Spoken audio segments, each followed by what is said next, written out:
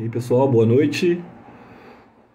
Vamos começar nossa live aqui hoje a respeito do tema Editando um Clássico Alemão. Deixa eu só chamar o Rafael aqui, nosso editor, para conversar com a gente. Tchau, Lia. Boa noite, Isa. E aí, tudo bom, gente? Eu vou chamar o Rafael aqui, tá? E aí, Camila? Pronto. Vamos ver se deu certo. Aqui o Rafael. Opa, e aí, tranquilo? E aí? Joia? Bom, cara? Trabalhando muito aí? Bom, só um tiquinho, né? Só o básico. O básico, né? 15 horas por É, dia. Deixa eu botar um fone aqui rapidinho. aham, beleza. Então, pessoal, hoje a gente vai conversar aqui com o Rafael. Para quem não me conhece, eu sou José Lima, sou gerente editorial do clube. Eu tomo conta aí, né, da parte de processos editoriais, dos prazos, da aquisição de direitos autorais, coordenação do processo todo. E o Rafael, nosso editor, é quem coloca a mão no texto, é quem vocês mais têm intimidade, com quem vocês têm mais intimidade, né? Porque o produto do nosso trabalho mesmo, o coração dele, é o Rafael, que é a mente por trás do resultado textual, né? Das notas, da concepção das edições e de todo o conteúdo de texto, né? Das nossas edições. Esse mês a gente está fazendo a campanha do. Rafael, me corrija se eu tiver com a pronúncia errada, tá? Meu alemão também enferrujado. Aham. Que a gente vai publicar aqui o Michael Kohlhaas, do Heinrich von Kleist, certo? A pronúncia brasileira seria melhor Mikael, né? Mikael Kurras. Michael Ah, Kohlhaas. Até o pessoal, quando ninguém. for falar do livro, né, Ah, cara? O pessoal vai falar do livro, tem que falar que a pronúncia é certa, pô. Michael porque Kohlhaas. isso é brasileirando, né? Porque Ah, ultimamente a gente tem americanizado muita cultura, né? Mas ninguém sim. fala Michael Schumacher, né? Todo mundo fala Michael Schumacher. É verdade, bem Aham, observado, cara. Eu não tinha aham, pensado por esse lado. É americanizar o negócio, falar Michael aham, Kohlhaas, né?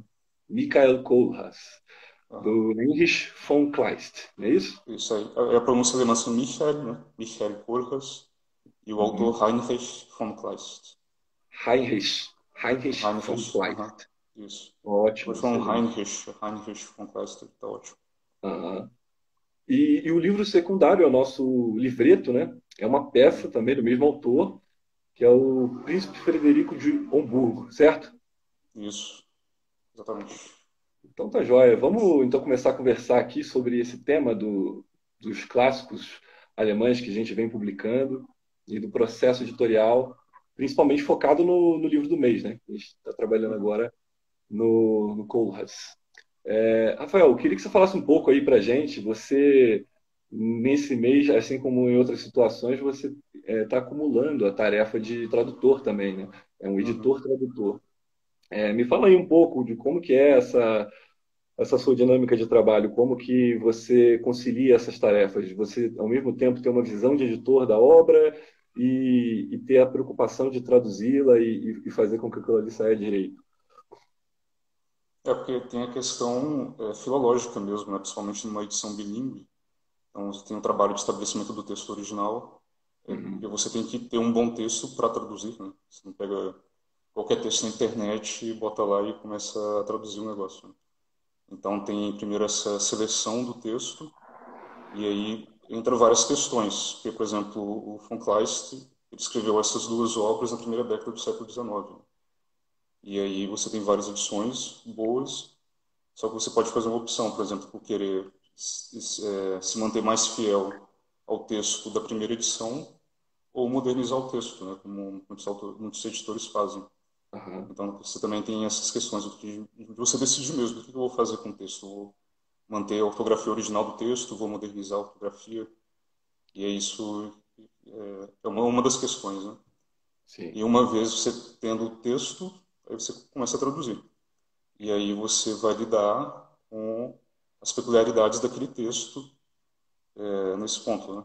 Então, por Uhum. exemplo, o estilo do autor, vocabulário, o tom da obra também, são sempre coisas a serem consideradas, né? Uhum. Como que foi o seu processo, Rafael, de encontrar esses originais? Você faz uma pesquisa através da internet e encontra, né, essas primeiras edições. Qual que é a sua opção? Você é do ponto de vista que vale a pena modernizar a linguagem ou você entende que a fidelidade à linguagem original vem acima de tudo? Então, hoje, como nós temos o recurso da internet, né, eu não preciso viajar para a Alemanha para procurar, Sim. para pesquisar arquivos de bibliotecas, né, como antigamente era necessário, inclusive. Uhum. Então, você tem tudo disponível na internet. Então, você tem aqueles sites de instituições dedicadas especificamente a isso, né? Disponibilizam obras do século XVII, XVIII, XIX. Então, você encontra as primeiras edições lá. Só que é sempre bom você ter uma edição moderna, né?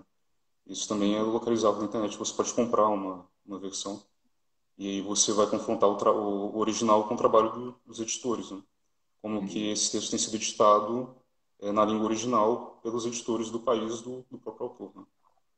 E aí, em relação a decidir assim, se eu fico mais pro original ou não, isso vai depender do autor mesmo, né? Então, o Von Uhum. Kleist, eu decidi manter mais o original. E Sim. você mantendo a ortografia original, você vai ter uma fidelidade maior ao texto mesmo e não vai oferecer dificuldades para o leitor de língua alemã.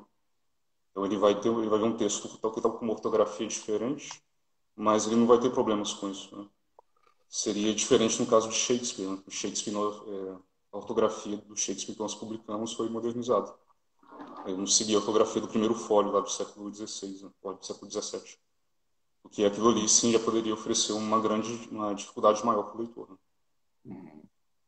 É interessante também que você mencionou, né, criar essa facilidade, ter essa preocupação com o leitor do alemão original, Uhum. que é uma característica importante dessa obra, que a gente vai fazer uma publicação bilíngue, né? Sim, exatamente. Então, é uma coisa que muita gente é, pergunta no clube, né? E tem esse interesse no bilíngue. E a gente sente que sempre tem uma resposta Uhum. boa quando vem bilíngue. E até uma oportunidade boa para falar para o pessoal que está aqui ouvindo a gente que é sempre a nossa intenção tentar o máximo de bilíngues possíveis, né? Sim, Porque sim. sempre enriquece a obra, não tenha dúvida, né? Às vezes a gente não consegue por razões técnicas, assim, de talvez Uhum. o livro fique grande demais para o planejamento daquele mês, por aí vai. Mas felizmente a gente vai ter o Corres bilíngue.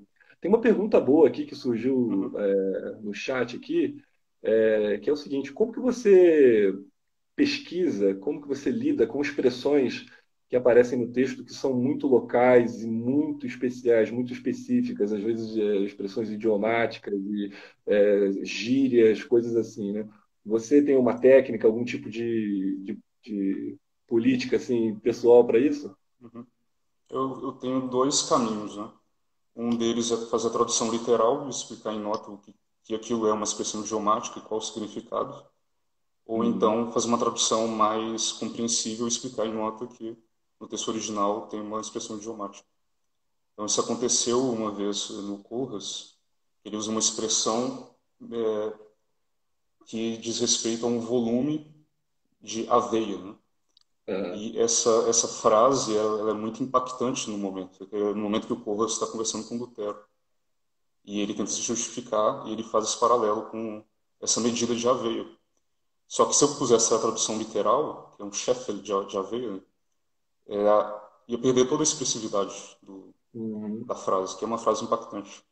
Então, nesse caso, eu uso uma nota, né, explicando qual que era a palavra no original. Né. Apesar de ter essa pausa na leitura, né, o leitor ele vai ver o que está ali de verdade. Né. Sim. Você podia falar um pouco, Rafael, agora a respeito para a gente entrar na história mesmo, obviamente Uhum. sem entregar o ouro, né? Sem falar o Aham. que vai se passar, dar o famoso spoiler lá. Mas tem como dar uma visão assim de sinopse da história para o pessoal ter ideia do que se passa? Uhum.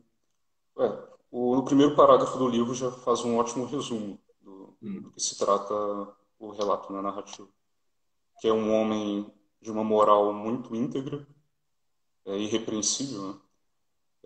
Que perde completamente os estribos quando ele é injustiçado. Então ele comete uma injustiça contra ele, contra a propriedade dele. Ele procura resolver essa questão segundo a lei e ele não consegue por conta de nepotismo. E aí ele acaba perdendo a esposa nesse processo.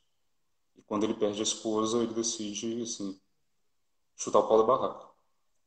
E aí ele cria uma revolta, né, junto com os servos dele e vai atrás do responsável pela injustiça cometida contra ele. Basicamente, a história é essa, né? Só que a partir daí, as coisas começam a se desenvolver de uma forma muito inesperada, né? E bastante inesperada mesmo, porque você tem essa luta pela justiça, então tem muito fogo, muita batalha, né, espada, não sei o quê. Só que você tem essa figura central de Lutero, que é uma figura importantíssima na cultura de língua alemã, e ele dá uma guinada na conduta do povo, né? E aí você vê a nobreza toda tentando lidar com aquela situação. E a incapacidade da nobreza de lidar com o caso Colders. Só que a partir daí, a história começa a se tornar mais fantástica, assim, mais surrealista. Então começa a ter mais intervenções de elementos sobrenaturais. Inclusive a aparição de um personagem do outro mundo. E isso é muito surpreendente. Porque, a história é toda contada num estilo frio, sóbrio de crônica, né? É como se você estivesse fazendo um relato histórico. E a partir aí você começa a ver esses elementos sobrenaturais assim que não se encaixam na história e você deixa de entender o que é real e o que não é mais real. Inclusive ele introduz vários fatos não históricos na história como históricos, de forma que você começa a duvidar mesmo do narrador. Você diz, não, esse cara não está querendo me contar algo mesmo. E aí a leitura passa a ser esse desafio, sim, o que o autor está querendo me dizer. O Mikhail Kohlhaas é Uhum. um personagem, de certa forma, inspirado numa figura histórica, né, que é o Sim, Hans sim, Kohlhaas. A gente pode exatamente. chamar esse romance, não se pode chamar esse romance de romance histórico, né? Não, não. É um episódio que ele Aham. aproveitou e adaptou para uma situação romanesca. Isso, exatamente. Né? Então ele faz uma.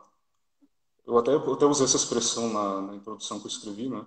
Uma grande meditação sobre a injustiça humana, só que também ele ultrapassa isso, né?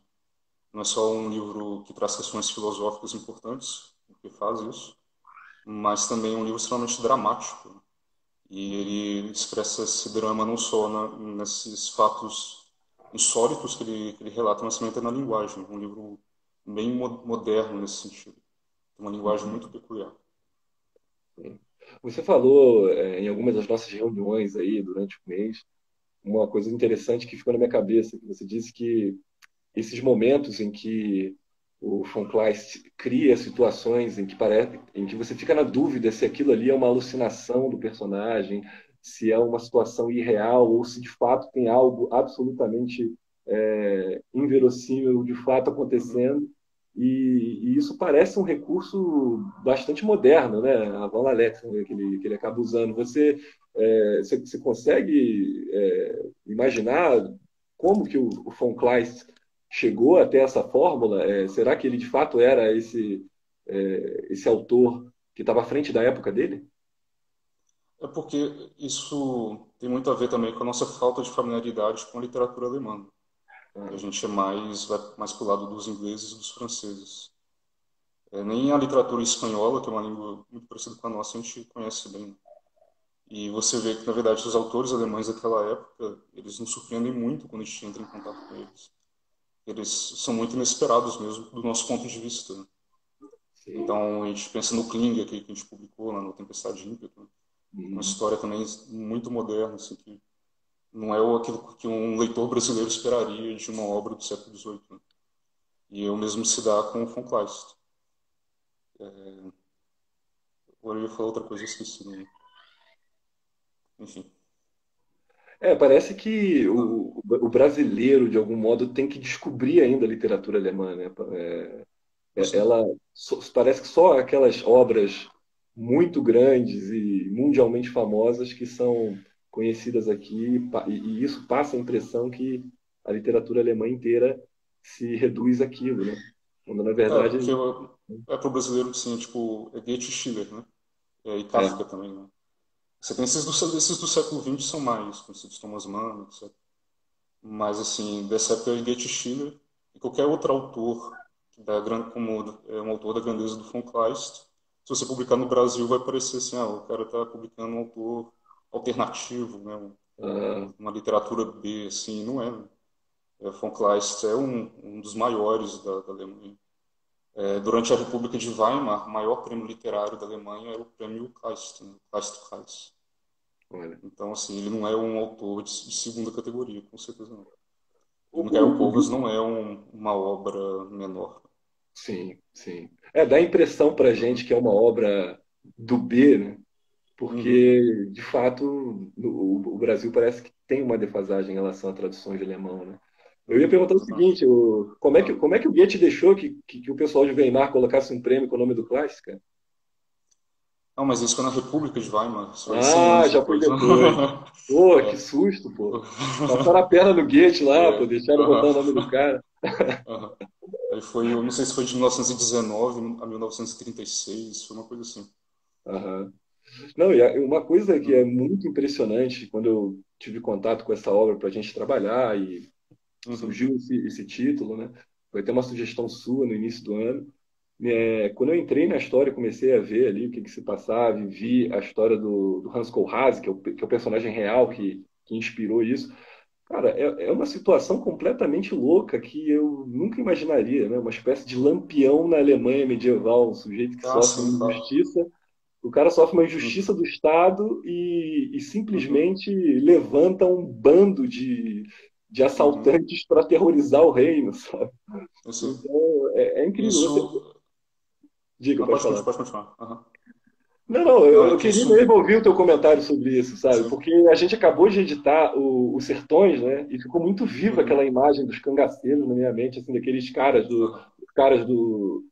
lá no Jagunço. rincão do mundo, jagunços, né? Melhor dizendo, os caras no rincão lá do interiorzão, defendendo com unhas e dentes ali contra tudo e contra todos. E de repente na Uhum. Alemanha medieval teve um fenômeno assim também, né?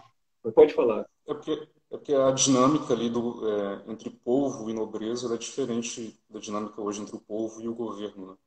Hum, Nós somos muito mais pacíficos e submissos que as pessoas daquele tempo. Isso é muito claro até na narrativa do von Kleist, porque tem uma situação que os nobres eles ficam sem saída, assim, porque o povo está assim descontrolado por eles serem incapazes de dar cabo do Kohlhas, né? Então o povo começa a se revoltar e tem um momento que eles atacam literalmente um dos nobres, né, que quase morre. E, assim, e isso é visto como uma reação natural, não é como um abuso de poder do povo, assim, um ataque contra as instituições. Quando esse nobre é atacado, quando ele está acamado, né, se recuperando, ele fala assim, ó, eu expus a minha vida e a minha reputação neste caso aqui. Esse é o pensamento dele, né? Não é assim, nossa, o povo vai acabar com tudo, vai virar o caos, vai ser revolução. Não, não é esse sentido. Então existia uma relação assim, o povo cobrava mais também da nobreza naquele tempo, né? Apesar de o caso do Hans Kohlhase especificamente ser um caso extremo, ser um caso muito extremo. uhum. Incrível, né? Até existe uma espécie de conexão entre o von Kleist e o próprio Kafka, né? Parece que Uhum, sim. o Kafka capta uma dimensão Uhum, da opressão de uma forma é, exatamente do avesso que o von Kleist expressa, né? O von uhum, Kleist expressa a rebelião de um indivíduo que quase destrói o Estado em uhum. busca da justiça e comete uma série de injustiças no processo, né, de Sim, buscar. sim.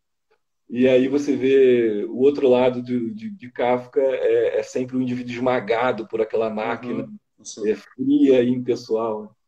Uhum. Mas tem uma outra coisa que o Kafka parece ter aprendido do Kohlhas, que é o estilo, né? Porque Olha, o von Kleist, ele narra as coisas, isso no Kohlhas especificamente, né? uhum, Ele narra fatos extraordinários como se fossem banais. Uhum. Então, você está lendo assim, ele fala, e aconteceu isso e tal, e o fulano fez isso e isso. E são coisas assim que não fazem o menor sentido, só que ele não desenvolve aquilo, né? E esse estilo, na verdade, longe de ser um estilo fraco, assim, ou frágil, né, é extremamente impactante. E você lê coisas muito fora da curva, escritas de um jeito muito simples, né? E isso Uhum. causa um impacto muito, muito grande no leitor. É, E deixa muita coisa nas entrelinhas também. Deixa muita coisa para se pensar. sim.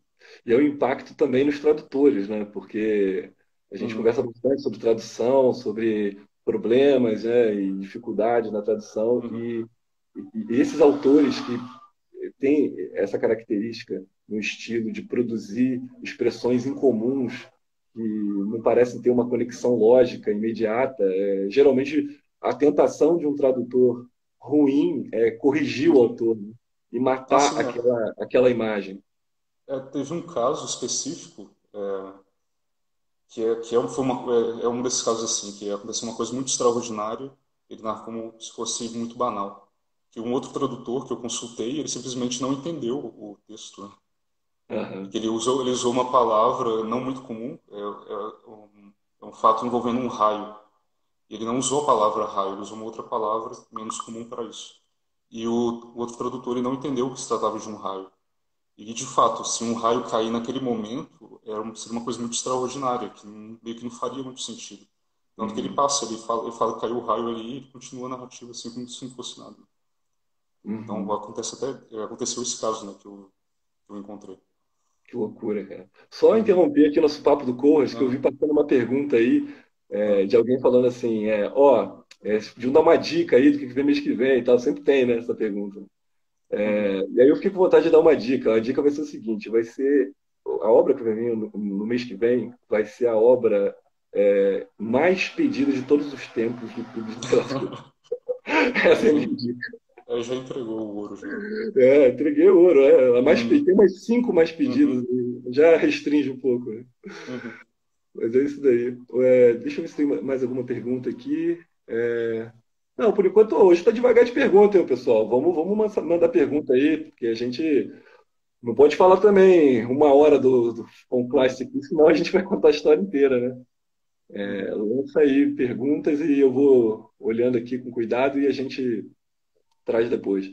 É, Deixa eu te perguntar uma coisa. Eu fiz algumas anotações aqui. A gente já falou Aham. sobre o autor, já falamos sobre a obra, o processo de tradução.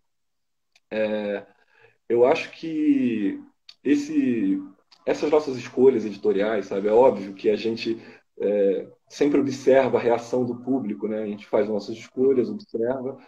E uma coisa que me chamou muita atenção em alguns comentários, eu não lembro o nome de quem fez o comentário, mas foi um comentário interessante, que dizia quando apareceu o primeiro alfabete, né? E depois veio o Corvus. Então foi meio que uma situação inédita da gente publicar em sequência duas obras que não são tão badaladas, tão conhecidas, porém Uhum. são clássicos que têm o seu lugar, né, Uhum. no cânone. E aí teve um comentário bom de um rapaz falando assim, olha, eu acho legal vocês terem a atitude de publicar isso daí, porque isso diferencia o clube e torna o clube um lugar diferente, né? Porque a gente percebe que Uhum. tem uma curadoria que olha para lugares que o pessoal, em geral, não olha muito e tudo. E também teve comentários opostos, né? Falou, poxa, eu Aham. gostaria de clássicos mais classicões, assim, eu quero aquele para Uhum. guardar na estante e tal. Então, queria dizer para todo mundo que a gente observa sempre essa reação de vocês e vai ter classicões e também a gente vai continuar publicando obras que estão fora do radar, mas que a gente entende que são clássicos importantes, coisas raras, difíceis, Aham. mas tem que ter um equilíbrio, né? A gente vai Sim, claro. aqui e ali. Mas assim, essa questão assim de obras desconhecidas, né? A pergunta Uhum. assim, desconhecidas por quem?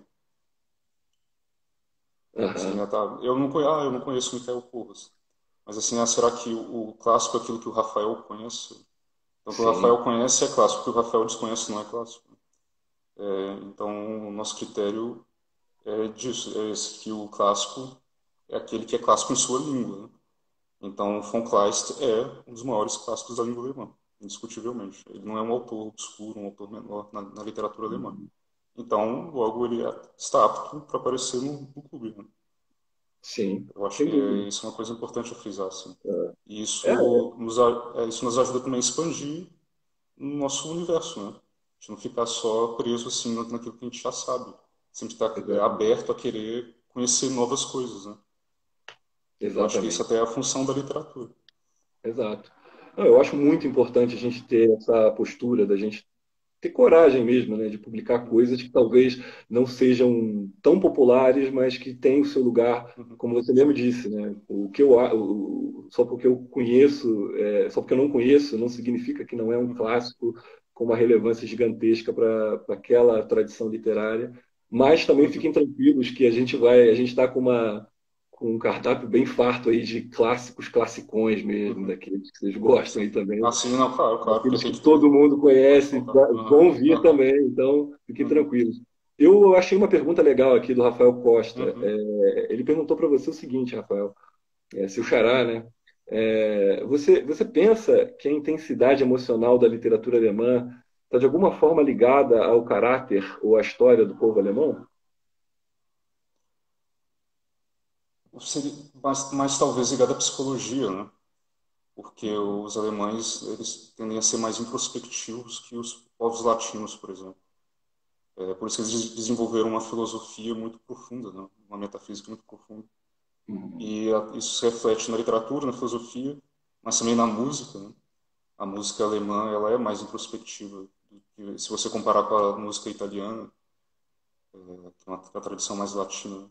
Eu acho que é uma questão mais psicológica mesmo. Eles são mais para dentro nesse ponto. E aí você consegue não só ter desenvolver reflexões muito profundas da filosofia, mas também expressar os sentimentos na literatura de forma muito intensa. Uhum. Sim. Ele até completa a pergunta logo em seguida, dizendo que perguntando a respeito desse Uhum. conceito do povo alemão e se tem alguma relação particular entre esse povo e o Brasil. E o Brasil tem sem dúvida, uma Uhum. contribuição muito importante alemã, né, na nossa miscigenação, nas Ah, pessoas sim, que sim. vieram, construíram o Brasil. Tem uma importância muito grande, né, da Uhum. cultura alemã. Sim, eles são, apesar de estarem localizados em regiões específicas, igual aqui, né, em Dois Irmãos, que é uma cidade de colônia alemã, Sim. você vê as pessoas falando um dialeto alemão aqui, né, e, assim, eles deixaram a contribuição deles aqui, com certeza. O Brasil é Uhum. um grande mosaico, né? Então tem contribuições culturais aqui para todos os lados, de todos os continentes, inclusive, né? Então, vai começar Sim, pela América, onde nós estamos, na Europa, África, Ásia. verdade. Cara, deixa eu mudar um pouquinho de assunto aqui. Uhum. Apareceu uma pergunta aqui também do. Eu não sei o seu nome, o seu nome aqui no Instagram está sempre positividade.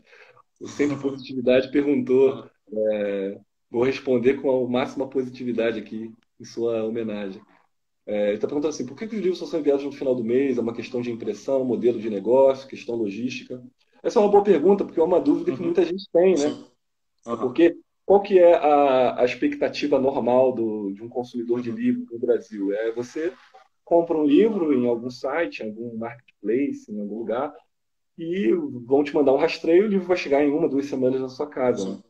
Essa Ou no experiência padrão normal. Amazon, no padrão É, Amazon, você compra num dia e chega no outro, né? exatamente. Tem Uhum. coisas assim, até Uhum. assustadoras, né?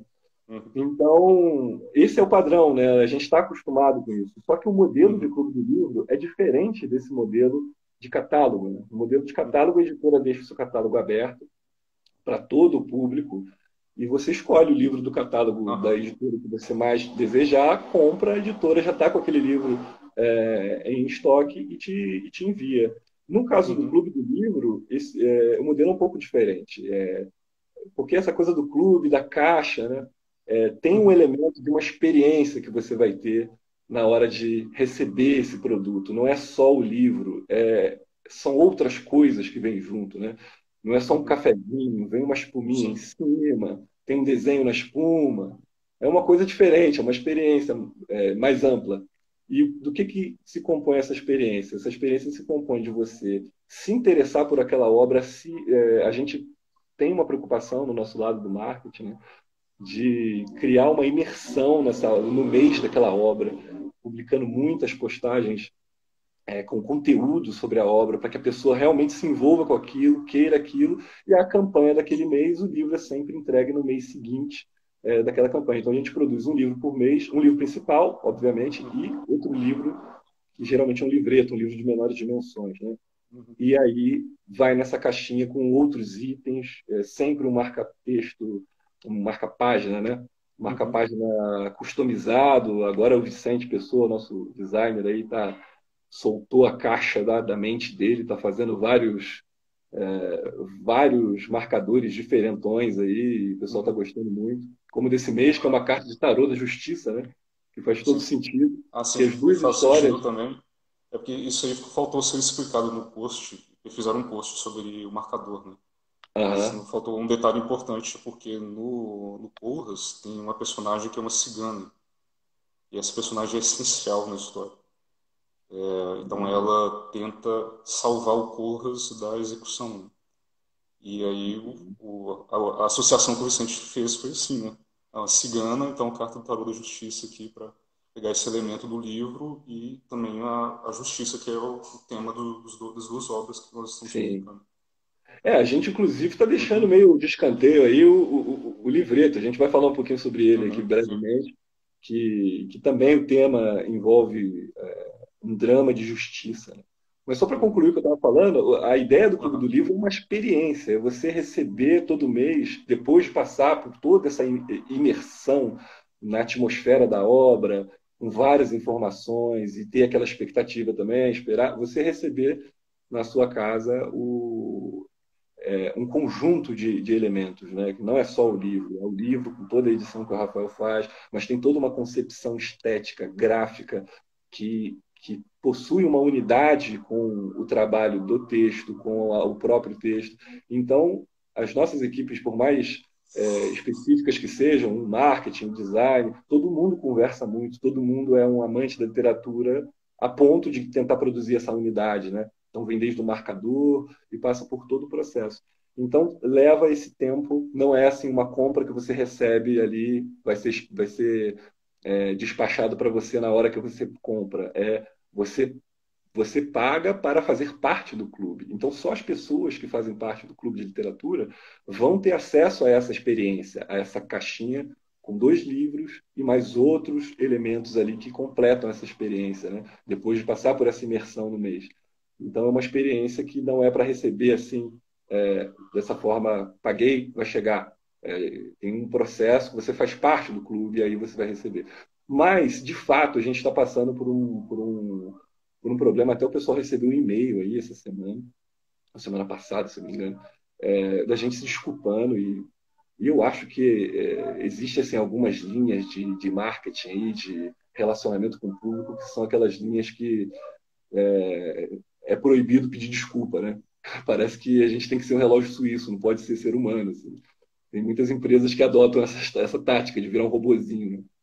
Então, a gente mandou esse e-mail e, de fato, a gente está passando por um processo esse ano que foi um processo muito recompensador para a gente pessoalmente e para a editora também, a gente ter tido experiências de editar obras como Sertões, que foi uma coisa muito ambiciosa, mas a gente sofreu em relação ao prazo por conta dessa grande carga de trabalho que a gente mesmo escolheu abraçar, né? Então, eu já posso dizer para vocês que, embora algumas pessoas aí tiveram alguns probleminhas de atraso, esse problema aí não vai se repetir porque a gente já está se estruturando, inclusive com a ampliação da nossa equipe e coisas desse tipo, para evitar esse problema, porque é aquela coisa, né? A gente abraça essa ideia de produzir boas obras, e, cara, não basta fazer um livro com capa bonita,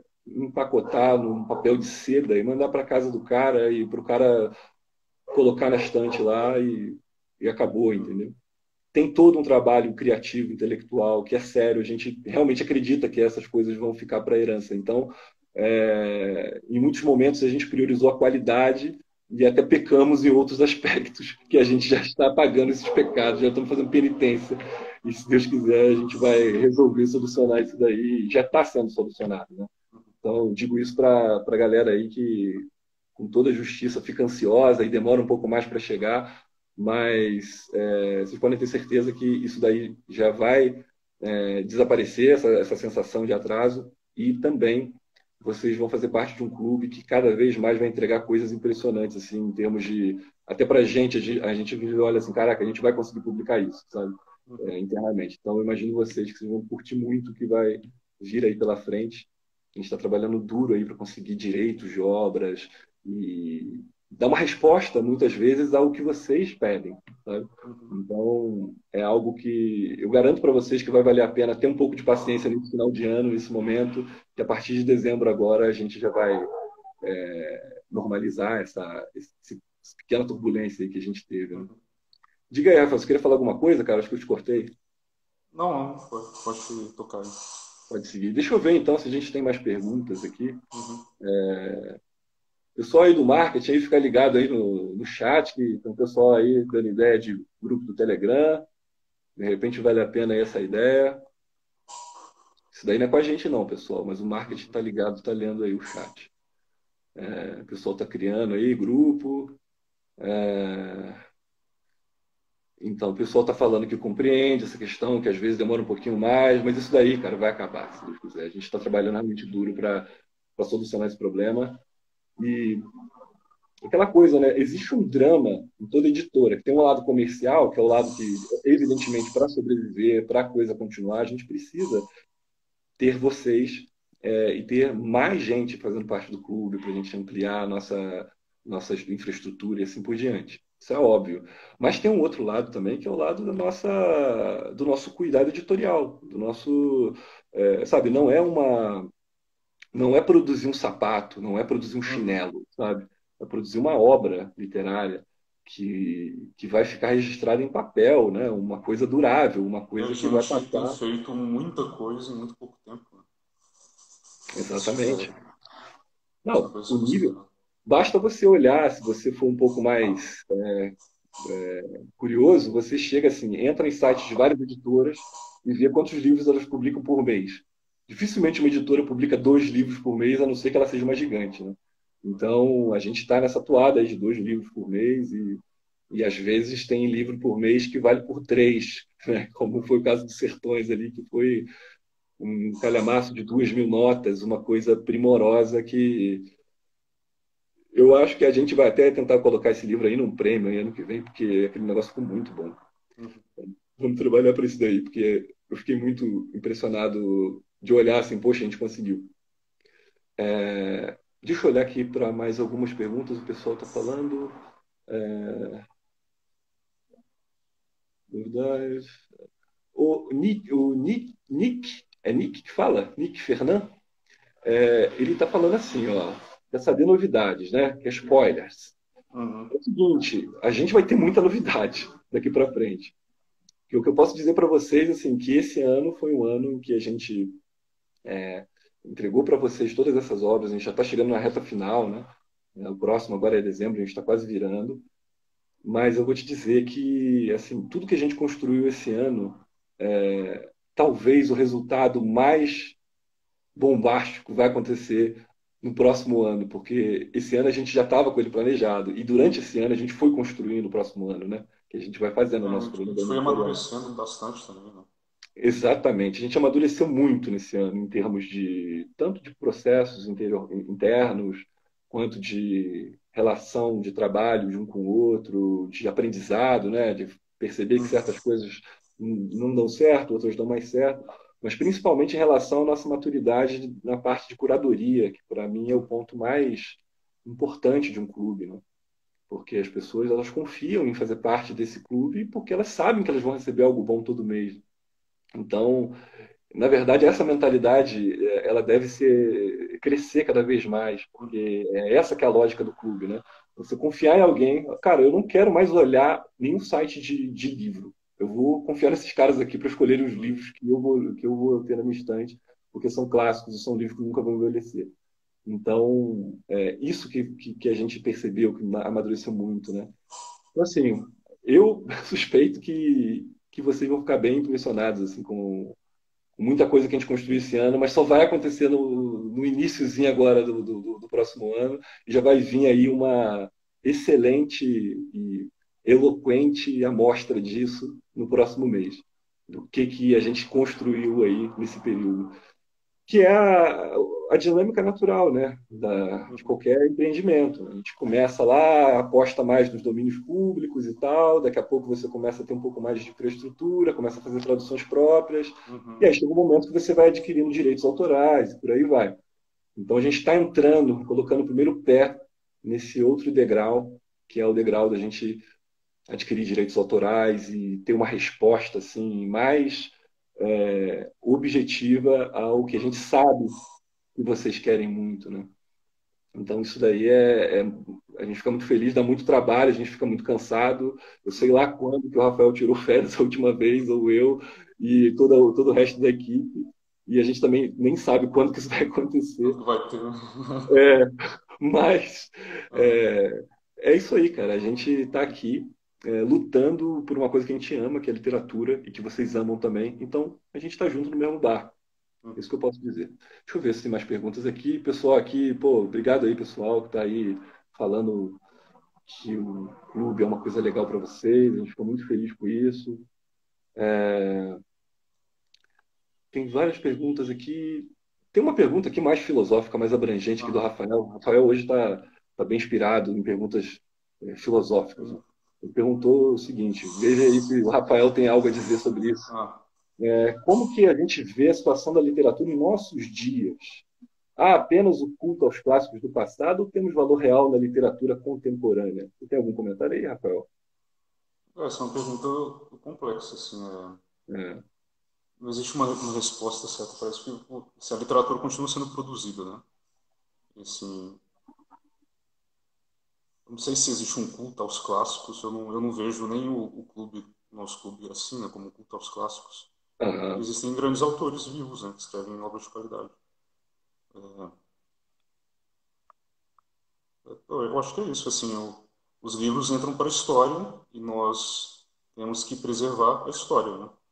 Então, por isso nós preservamos os clássicos. A gente não julga assim como obras ultrapassadas ou porque refletem uma sociedade diferente da nossa como algo desprezível, né? Não, a gente agrega o passado ao presente, né? Porque nós também vamos ser passado no futuro, né? Então, o que nós fizermos hoje, no futuro, vai ser o clássico do século XXI. Então é isso, não, a literatura continua sendo feita e eu creio que no século XXII, XXIII vai ter gente falando dos clássicos do século XXI. Da mesma forma que a gente fala do von Kleist, que morreu há 200 anos. sim. É muito difícil também, né? Com a proximidade temporal, você tem um Uhum. julgamento abrangente, né? Sim. Tem até aquela É, famosa tem. frase de. Eu não sei se Aham. diz, acho que está em Platão esse negócio, que ele diz assim, que um homem só pode ser considerado feliz quando ele morrer, né? Porque aí a vida dele Uhum. vai ter concluído, e aí sim você Sim. vai poder fazer uma avaliação real do que Uhum. aquilo foi. Eu acho que o mesmo se aplica à literatura, né? Você precisa Sim. ter uma avaliação completa ali, do sujeito realizar mesmo a obra dele plenamente, e essa proximidade temporal muitas vezes dificulta essa visão É mais que tem, clara. sempre tem casos notáveis, né? Tipo, na literatura alemã, o próprio Goethe, né, é um clássico absoluto em vida, né? Machado de Uhum. Assis também foi assim. No século XX teve muitos casos assim na América Latina, tipo Gabriel Garcia Marques, Borges. No Brasil, o Ariano Suassuna, né? Que morreu Uhum. recentemente, sim. Quem vai Verdade. discutir que o Ariano Suassuna é um clássico brasileiro, né? Mas Sim, são casos notáveis, né? é verdade. Cara, a gente tem que falar do príncipe, rapaz. Do Ah, sim. livreto, da peça. A gente não pode esquecer, porque Aham.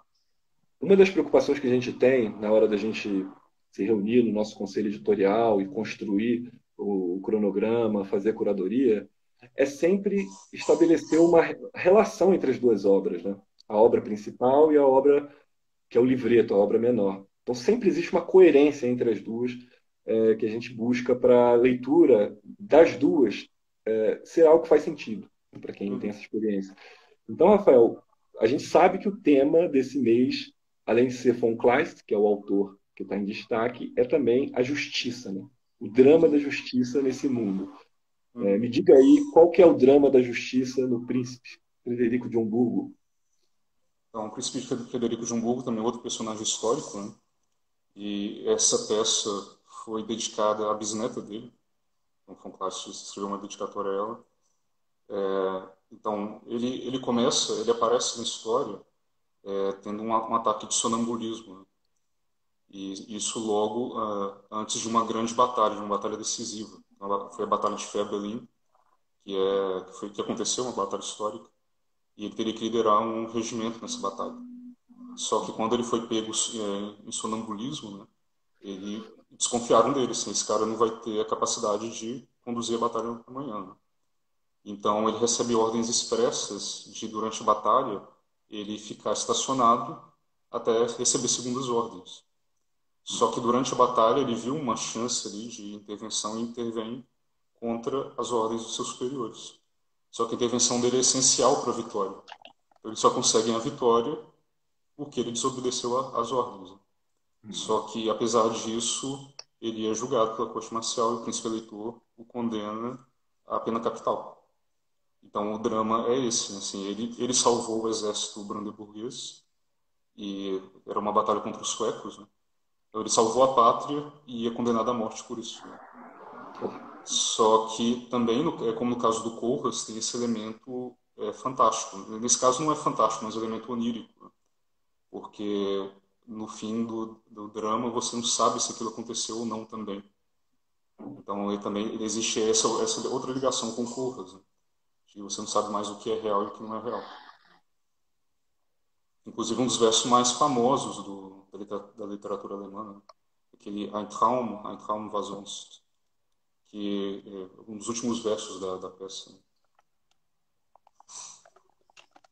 Desculpa, cara, que eu tô aqui uma Aham. questão técnica, que estão me Ah, sim. pedindo para não esqueça de salvar essa live. E hoje é Ah, tá. simplesmente a primeira vez que eu abro uma live na minha vida. Então eu não faço a menor ideia de como é que salva Ele uma já live. mandou aqui no grupo aqui como salva a live. Eu já tô mandando aqui nos grupos. Desculpa aí, pessoal. Até fui mal educado com o Aham, Rafael aqui, tô aham, falando essas coisas aí. Mas vamos voltar lá no Príncipe. aham, Essa situação, o sujeito, então, ele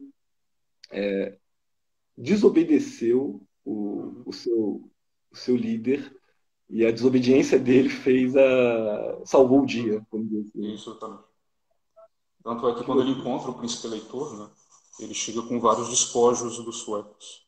E aí ele entrega esses Hum. despojos, e aí ele é imediatamente preso, né?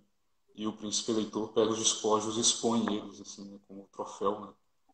Isso é uma cena muito impactante também. Caramba, Assim, cara. o cara que trouxe é mandado à cadeia e ele ostenta os troféus, né, assim, né? Ele diz, eu Aham. ganhei isso daqui, né? Cara, vocês têm alguma ideia de como uma peça Uhum. com um enredo impactante como esse repercutiu na Alemanha na época? Ele chegou a encenar essa peça? Não, não, ele morreu antes, né? Ela foi encenada 10 anos depois da morte dele. Foi só nos Hum, anos 1820. Só que naquele momento o clássico não estava tão na moda assim mais, né? caramba, cara. Impressionante. Então, pessoal, você já dá para perceber aí que não tem como perder esse mês, né? Pô, Uhum. justiça, se você se preocupa com problema de justiça, pessoal do direito aí, Aham. fica lendo lá aquele. Como é que são aquelas histórias lá do primeiro período de direito? Tipo, é o Sófocles, né? Essa é É, bem tem antigo, mas essa é antigo, né? boa. Mas tem Aham. uma outra aí que o pessoal estava lendo aí da queda do avião, e que Ah, tá, sei. será que come ou não come o cadáver e Isso, tal? aham, sim. Então tem esse Aham. negócio do primeiro período de direito aí, pô, olha só o nível de complexidade do drama da Sim. justiça no von Kleist, né?